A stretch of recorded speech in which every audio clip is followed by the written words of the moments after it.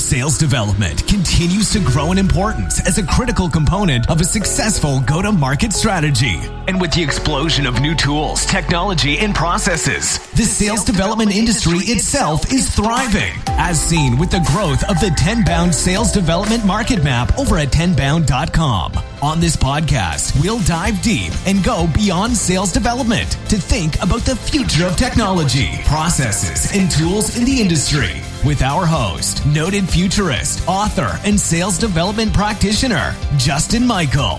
Welcome to Beyond Sales Development. Tune in each week and be sure to hit subscribe, leave a comment, and turn on notifications to never miss an episode. And now, Beyond Sales Development with your host, Justin Michael.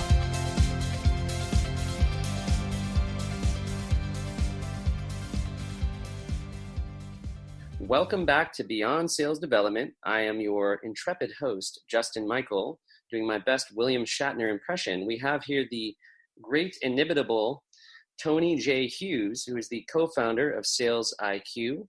He is a best-selling author. He is a practitioner of sales. He's been in the field for a long time. He's run teams in Asia Pacific.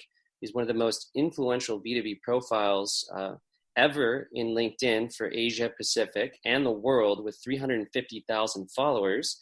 He's done some amazing work with leadership, books like The Joshua Principle and Combo Prospecting.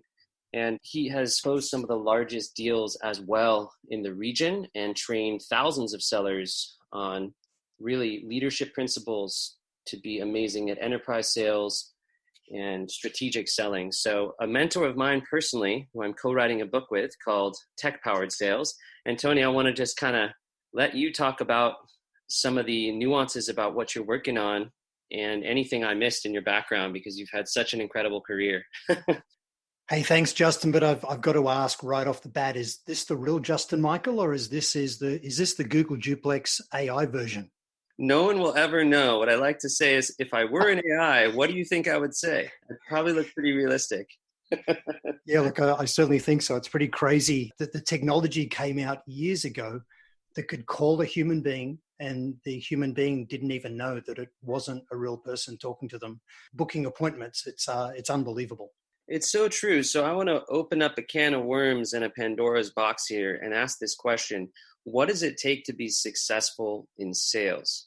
Well, we're living in a very uncertain time still, with global markets and pandemics. And there's a lot of let's hang on and see what we can do in these times. But if we're truly in a new normal, we all have to learn how to continue to sell and be successful. So you're someone who's sold across almost all the different eras of SaaS, running Sugar CRM and going up against Salesforce and giant deals, which we can learn a lot from you about that. That's why I sought you out. Please help us answer that question. Well, we're obviously co-authoring the book, Tech Powered Sales. So, people would maybe expect me to say the answer is technology. And one thing we know about the future is that it will be filled with technology. And if you don't develop your TQ, you're certainly going to really struggle. But this may surprise everybody, but, technology quotient, having good TQ, being able to use tech for automation in the role of being an SDR or self-generating your own opportunity pipeline will only work for you if you nail the fundamentals. It really is about blending old school and new school. And that's one of the things I've loved in co-authoring the new book with you is, you're very much new school. I've been very much old school, but I've tried to be an old dog that's been able to learn new tricks. It was part of why I embraced social about 7 years ago, to get serious about personal brand and following. Really important for everybody listening to this that you build a strong personal brand, you build a strong personal network, because if you do that well, and then you're good at listening for the signs in social and using tech to help you, you'll never need to make a cold call ever again. And the paradox here is that cold calling, doesn't work very well at all. And yet we all need to embrace the phone and get back on the phone. But what I might do, if you like, Justin, is talk about what I think the foundation is for sales success, whether you're an entrepreneur or whether you're an SDR or whether you're an AE that's seeking to generate your own pipe. Maybe you're a manager of those roles and you're wondering, how do I best drive people? What should be my ask as a leader of marketing, of the executive team, for sales to be set up for success? So let's strap in and I'll give you what I think the fundamentals are. So the first thing is product market fit. It just astounds me how many people pay lip service to product market fit, which feeds into knowing and having clarity about your ideal customer profile. So it's just incredibly important that you nail product market fit. If you don't solve a serious problem for somebody, now maybe that serious problem is actually helping them take advantage of a real opportunity that they've got. So we should never be purveyors of fear. So calling people up and even mentioning the word COVID, for example, I think just labels you as a seller and causes the person to switch off very quickly. So we don't want to be a fearmongerer, but human beings are driven by fear and greed, in essence. So they want to avoid pain. They seek pleasure. They seek success. So it's really important you are not a vitamin tablet, that you're a headache pill and you solve a serious problem and you know who you solve that problem for. So the whole world is not a prospect. So just have absolute clarity about the size of the organizations you sell to, what their attributes are, and think about technographics, firmographics, and psychographics of an organization. And document your ICP, your ideal customer profile. Nail it. And if you're in selling and you're frustrated with the hopeless people in marketing sending you rubbish MQLs that just waste your time as opposed to flood your pipeline, it's probably largely your own fault. You're not briefing them well. So you as a seller are best connected to the market. Understand the attributes of all your successful clients and your dream prospects. Document that, share it with marketing, and ask them to help you with collateral that you can use in the sales process, with identifying real case studies that you can use to evidence the conversations.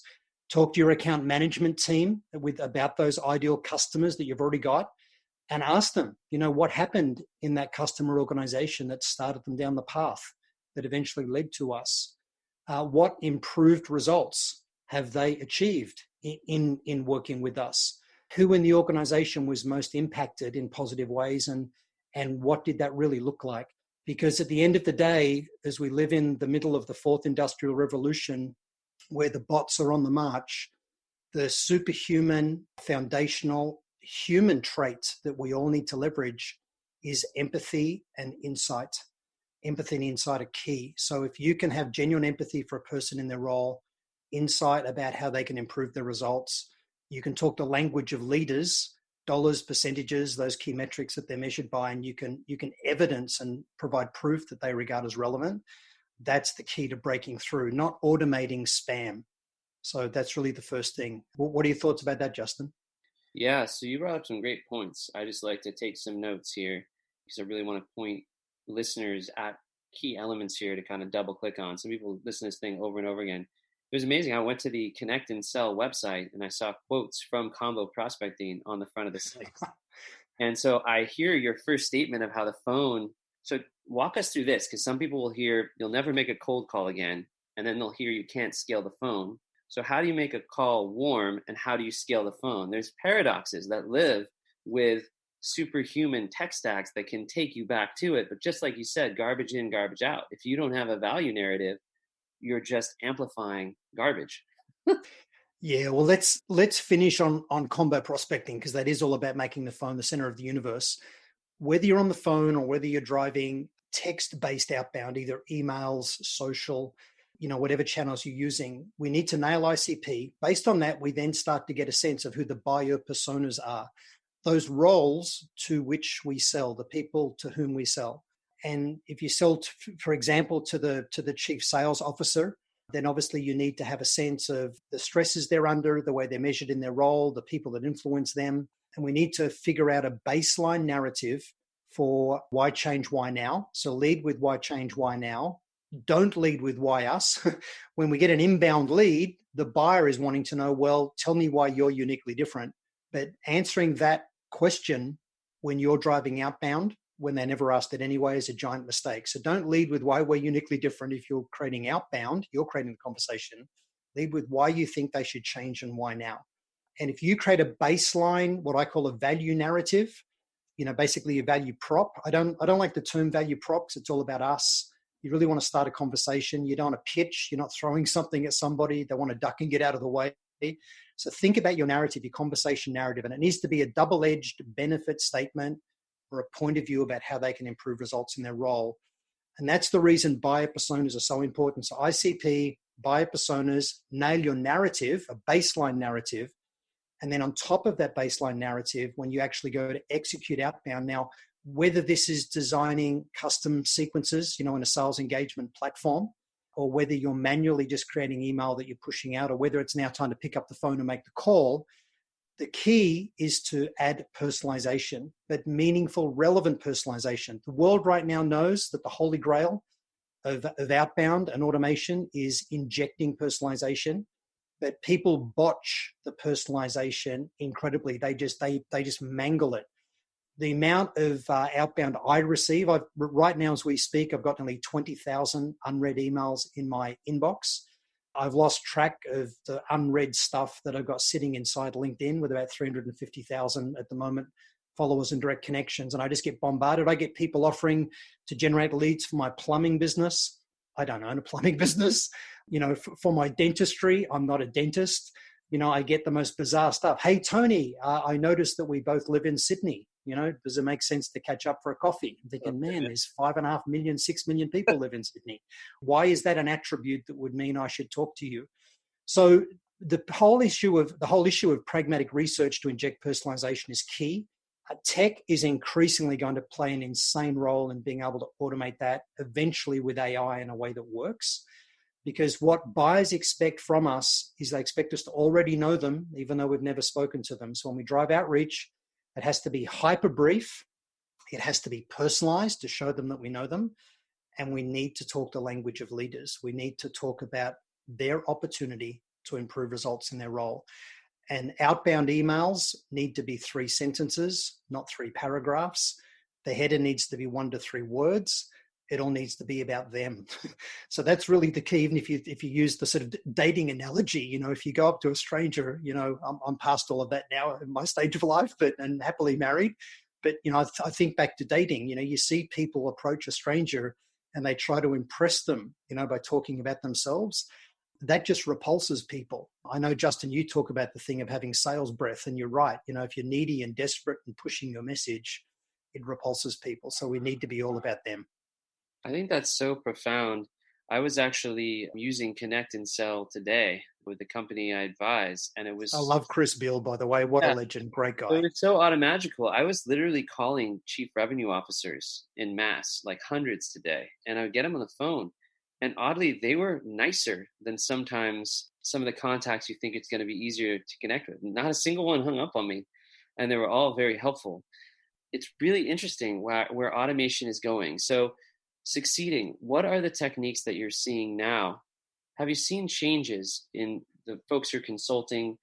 Obviously, there's a bunch of vertical industries that have turned off. How have you adjusted? And I'll give you some stats to back up this question. LinkedIn went from a top 40 website to a top 16. You think of Reddit's number 4. I think SalesLoft looked at millions of emails and saw like reply rates were down by double-digit percentages, but the phone is back up.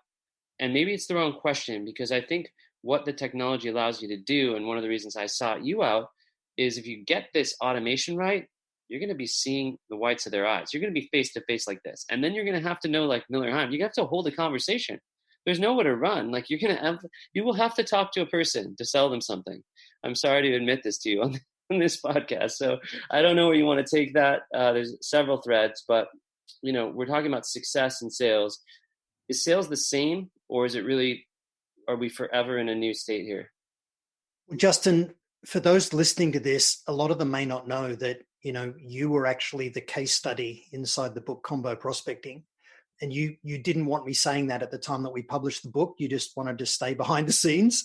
But yeah, you were the person, and you've worked as the mechanical Turk, if you like, for different vendors, driving amazing things with technology, with you beavering away in the background, doing all of the orchestration.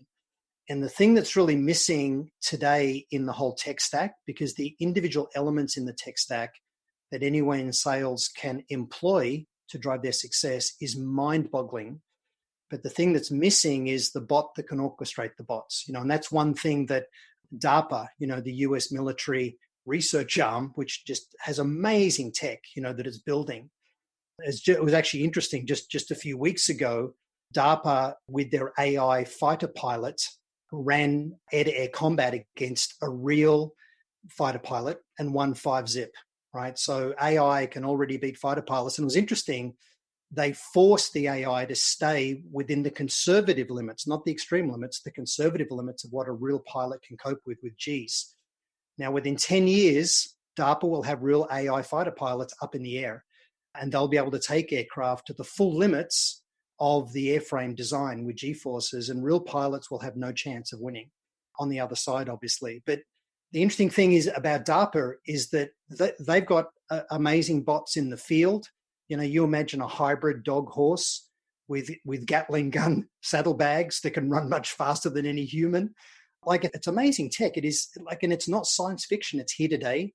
The thing that DARPA are recognizing is what they need is someone managing all of the individual bots, right? The whole orchestration level. And that's what will end up happening in sales. So, the sales and marketing wars are still here. There's still a huge level of passive aggressive tension in organizations. I see it everywhere with the organizations I work with.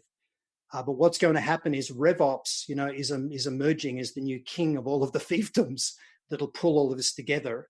So what's going to emerge with technology is this orchestration level. But right now, if you're an SDR listening to this, or if you're a leader of SDRs, that's your opportunity, for you as the human to orchestrate all of these different elements. Because whether you're driving a vocal conversation with somebody or whether you're driving digital outbound, as a precursor to you making that call, or digital outbound to create inbound, the universal truth is you have to nail your narrative. You've got to have the right message, the right conversation. And what we know is that if it's too long, you botched it.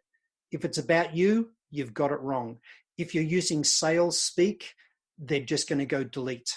Right? So it has to be hyper brief. It has to be language of leaders. It has to be all about them.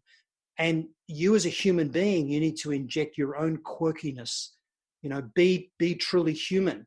The thing is, this new book that we're co-authoring, Justin, has got amazing, amazing content. My fear is, the world reads it and then everybody just does the same thing. They take the examples in the book and they just go cut, paste, there's my automation. Then they'll sound like everybody else. And I remember Mary Lou Tyler years ago, she's a phenomenal person and a great friend. In her book, Predictable Prospecting, she talks about a line, with an email, when you in the sequences at some stage you say, hey, when people don't get back to me, I often find they've fallen down into a hole and need a handout, or they've been kidnapped by aliens. It's all very funny, but the problem is if everyone starts doing that, it gets very old in about 90 seconds. And I see a lot of outbound going out from multiple companies, and it's got exactly the same frameworks of personalization. So it's a long way of saying you got to nail your baseline value proposition and narrative and do hyper effective targeting based on ICP and knowing your buyer personas. Then use automation for personalization, right? So you need to automate the sequences in your sales engagement platform and pay a lot of attention to A/B testing to make sure that it's absolutely relevant and that it works for you. Yeah, those are all really stellar points. One thing that I've thought about recently is templatitis, right? Everyone just copies a template and puts it in because it's hard to write. Actually, writing is just concepts. And there's this thing I've pulled from computer programming called heuristics, which is this big, scary word. And all it means is like the meta, this term of like, you said something comedic. So you go comedic statement. And then you did a common connection. So rather than just saying, I see that we both know Tony, and rotely copying and pasting it, you think of like, what is the concept of each building block of that email? So then we get to this next question. Are we finally ready for salespeople to write? I mean, they talk, they persuade. Scott Leese thinks that this is the writing generation, 2020s. The best writers are going to be the best sellers. They're the ones programming the sequencer. What do you think? Well, your question was, are they finally ready? The really depressing thing, and there's a lot of people are going to get very angry with me for saying this, but I think the huge blind spot in professional selling is that most people can't write. And in a digital world, if you can't write, you can't be successful. This whole thing of I've got the gift of the gab, I'm great at building relationships. None of your buyers that don't know you yet, none of them care about that. All of the people that you need to get to that you've never met, there's not one of them that's lonely and bored and looking for a new friend. They don't lie awake at night thinking, gee, I've got a pretty slow day tomorrow. I hope a couple of sellers call me up and tell me about the joys and wonders of their solution, right? They're busy, they're stressed. In the Great Recession, which is what we're in right now, and it's not going to go away quickly, governments are throwing a lot of money at trying to stimulate the economy and keep things going. As sure as day follows night, what that will result in is austerity measures. There's just insane levels of debt being racked up. So commercial acumen, as well as TQ, really are the table stakes to be successful. And the thing is, if you can't write, because we live in a digital world, you'll have to write good sequences. I never advocate that anybody phone up a prospect and read a script. But if you can't script out what you think you're going to say and get it to make sense, you've got no chance of just winging it, each time you call somebody. And Justin, you're right. Increasingly, we're going to be using written automation. So these sales engagement platforms with sequences, engaging in social, sending text messages, Twitter direct messages, emails. We're going to use that as, in essence, the air cover, or the artillery from behind that's softening up the battlefield for us as the ground troops to then get in and drive all of the hand-to-hand combat. Now, I know our prospects shouldn't be a victim. I know when I wrote Combo, there's all of the boxing metaphors. We're not trying to beat up our prospect, but we do need to beat the apathy out of them. We need to beat the living apathy out of our prospect. Unless they agree with us, because we're successful in co-creating a vision for a better future state, unless they agree there's a better future state to be had, and that there's a strong, compelling business case, commercial value for change that underpins pursuing that future state, because at the end of the day, change is a whole lot of work and risk. Unless we can do that well, we're not going to get a meaningful sale. We'll invest a whole lot of time and it'll just lose its momentum, because they need to get consensus inside their organization. So to answer your question, salespeople have always needed to write. Very few can do it. And if you're committed to being successful as a seller in the new world, the age of the machines, you have to be able to write. You need strong commercial acumen, domain knowledge about the verticals and the roles of the people that you're selling into. And you need TQ to be able to use automation to drive the level of activity that's essential for success. That's such a good point. A couple of themes keep emerging over the years. One is people are scared that AI is going to take their jobs. And the second theme is, wow, AI is going to replace SDRs. And I've read tons of your essays about this. I've collaborated with you on certain material around this. And now we're starting to see enough investment play out. Where can you answer those two questions as we kind of get to the back end of this episode? We're talking about, should XDRs listening to this podcast be afraid of their job, going away to the AI overlord? And is the tech going to get good enough, fast enough to totally chop off the top of the funnel? Like, what is the Tony J Hughes thesis on these two items?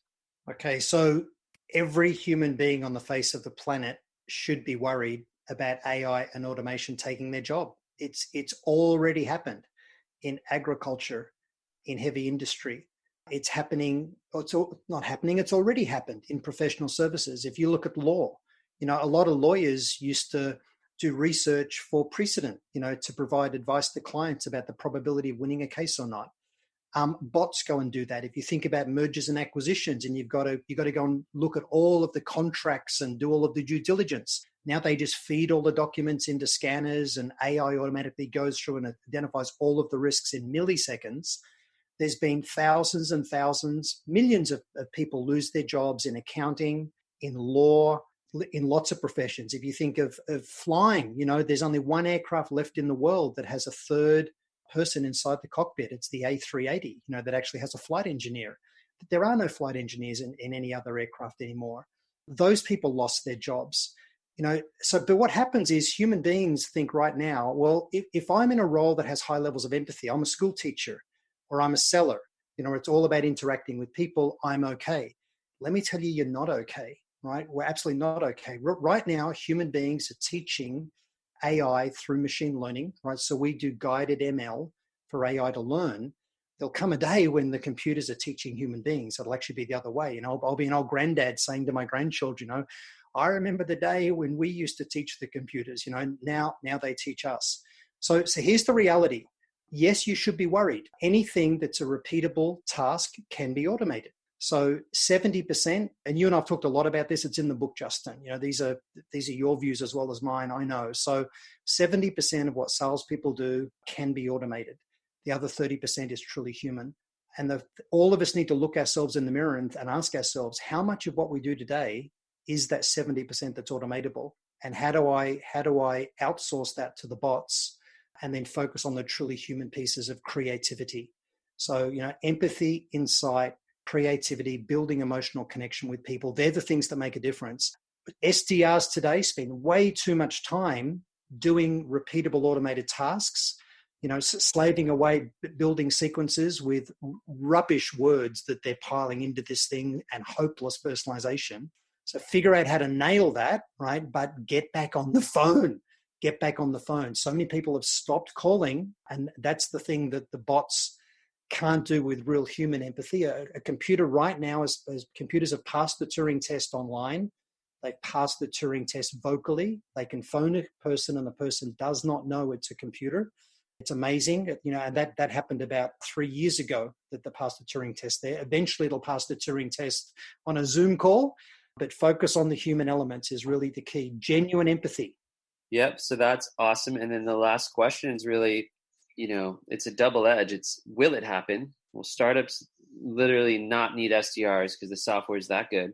Should it happen? Right. So it's kind of a would and should, because especially startups who have hyper growth and can kind of afford all the widgets and bells and whistles. Can you conceive of a time where a product-led org just says, I'm just going to let software do it? We do it for marketing. We get Marketo or Pardot or one of these HubSpot systems, and tiny little team of marketers can go after 10,000 people in unique drip score ways and do all that. So it's funny. I feel like sales is learning from marketing how to specialize. But what are your thoughts on this last one of XDR Ex Machina, which is another podcast I do for fun, where it's like Blade Runner. I'm walking around like And Justin, I got to tell you, everybody listening to this has got to go and listen to XDR Ex Machina. I listened to the very first episode and I was laughing my head off. I was actually driving along, smiling and laughing. It sounds very dystopian, but they're incredible comments that you make. So the two questions are, is it possible? And then is it right? I guess. So the first answer is it possible today to fully automate the top of funnel? No. Will it be possible within 10 years? Absolutely, without a doubt, yes. I've invested in and I'm on the advisory board of a startup, and they're a startup in the SDR stack, right? That's highly relevant. I won't say who the company is, but the CEO is personally committed to doing exactly what you've just said, right? He wants the whole top of funnel automated. Now, this company hasn't done it, but I've seen other companies that have created digital humans, swimming around inside LinkedIn, which LinkedIn hates. And if they catch them, they ban them, right? So they're always trying to gate it. And I think there's a big ethical issue with AI masquerading as a real human being to a prospect. And you and I are on the same page here. We think eventually governments are going to enforce a warning label on AI. They're going to make companies warn people that this is not really a human. So, it won't just be about make it easy to get on the do not call list, right? It'll say you got to warn people this is not really a human. But what I think will happen is people will fully automate the very top of funnel. So they'll do outbound that creates inbound. They'll then have AI chatbots that start to gate, the initial outbound, and it'll hand off seamlessly to real human beings. So I think, here's the punchline. I think 1/3 of B2B salespeople are going to be gone in the next 10 years. Most of those roles will disappear from expensive field AE roles. So if you're an expensive field AE that's listening to this, you had better get good at feeding yourself, right? Become your own SDR, be good at creating your own opportunity pipeline. Most field AEs have to go and find anywhere from 60% to 90% of their quota themselves. Marketing and inside sales don't provide enough. So feed yourself, but a lot of roles will disappear from expensive, so lunch a lot field AE roles. And then the other roles that will disappear are the things that are just automatable.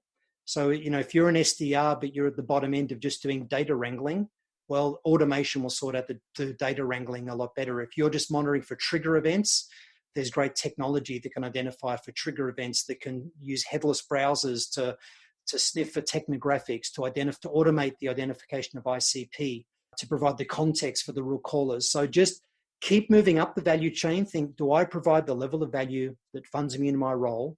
And am I focused on the truly human elements that create the real differentiation in the sale? And the top of funnel will be increasingly automated. What an amazing episode. Just to close here, I love to ask people, what is one quote or one inspiration that kind of powers you? Could be anything.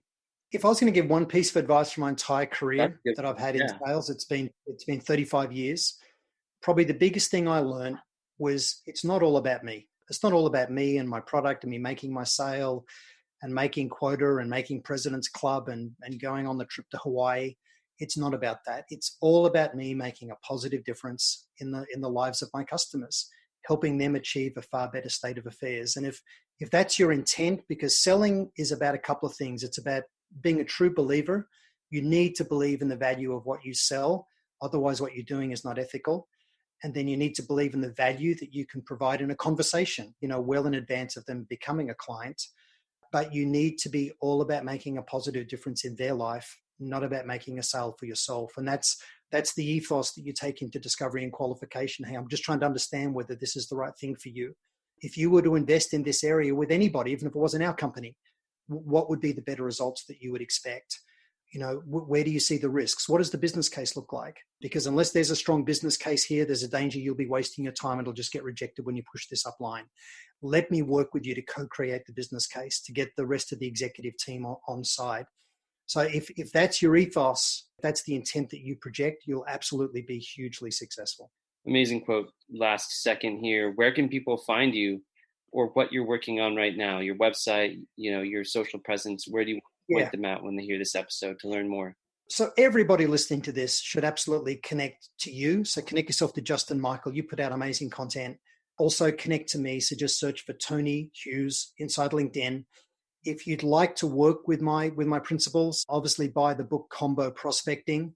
The other thing you can do is go to Sales IQ Global, salesiqglobal.com. Everything I know about how to build sales pipeline has been put into a course, a Create Pipeline course. So you'll learn about combo prospecting, this thing of pattern interrupting. You'll learn about ICP, buyer personas, how to set your own goals, reverse engineer your own metrics. You'll learn about cadence and sequences and personalization, objections, qualification. All of those things are there. And Justin, thanks for having me on the Tenbound podcast. It's been a riot. Thanks, Tony. We'll have you on again soon. Appreciate it. Thanks, buddy.